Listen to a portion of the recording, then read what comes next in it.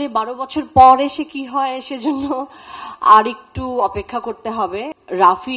রায়হান রাফি যার সাথে কাজ না করলে আসলে আমি বুঝতে পারতাম না যে মানুষটা আসলে তার ছবিটাকে কতটা ভালোবাসে। সাকিবের কথা আসলে কি বলবো, আপনারা আবার নতুন করে নিশ্চয়ই ওকে ডিসকভার করবে। সবাইকে শুভ সন্ধ্যা, গণমাধ্যমের বন্ধুরা এবং আমাদের গুণী যে শিল্পীরা রয়েছেন। আসলে 12 বছর পর এসে কি হয় সেজন্য আর একটু অপেক্ষা করতে হবে।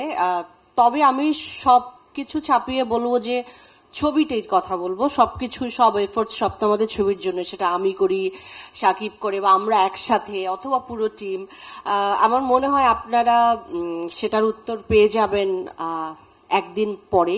শুধু আমি এটুকু বলতে চাই যে আমি অনেক দিন পরে আবার একটি ভীষণ বড় এবং অ্যারেঞ্জড টিমের সঙ্গে কাজ করলাম।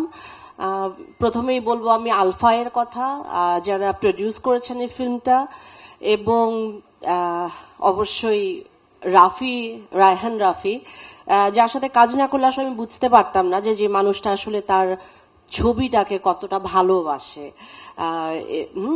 এটা আমি বলবো রাফির সম্পর্কে। এবং আমাদের যে টিম ছিল, আমাদের এন্টায়ার টিম, আসলে আমাদের আর্ট ডিপার্টমেন্ট, কস্টিউম, এবং আমি স্পেশালি বলতে চাই, আপনারা হয়তো ভাবছেন যে ধন্যবাদ দিচ্ছি, তা না, আসলে সব খুব স্ট্রং সবাই, সব ঠিকঠাক মানুষ যখন একটি টিমে কাজ করে তখন ছবিটা আসলে ভালো হতে বাধ্য। এবং আমাদের যে সিনেমাটোগ্রাফি টিম ছিল দুর্দান্ত, সেটা নিশ্চয়ই আপনারা ঝলক বুঝতে পেরেছেন এর ভেতরেই।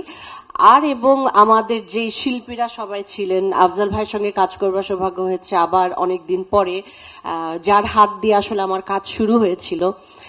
তারপরে আরো রয়েছেন আমাদের শ্রদ্ধেয় রাকায়েত ভাই আছেন, সুব্রতা আছেন, লাবলু ভাই আছেন, আমাদের রোজি আপা ছিলেন।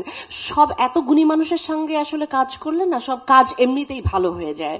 আর আমি আলাদা করে সাবিলাকে আমি সরাসরি পাইনি, যা একটু বলেই দিলাম, বাট আমার দুর্দান্ত লেগেছে ওর প্রেজেন্স, এবং আমি মুখে আছি আমি কখন ওকে বড় পর্দায় আসলে নতুন করে দেখব। আর সব শেষে সাকিবের কথা আসলে কি বলবো, আমি যখন 12 বছর আগে কাজ করেছিলাম তখনও আমি দেখেছি যে একটা মানুষ, আসলে ওনা খুব লক্ষ্মী একটা ছেলে। লক্ষ্মী ছেলে কেন বলবো, ও দেখুন একদিক দিয়ে ও কাজের জন্যও লক্ষ্মী, দুদিক দিয়েই বলছি কিন্তু ও থাকলে এটা আমাদের প্রজেক্টের জন্য লক্ষ্মী। ও আসলে একটা লক্ষ্মী ছেলে।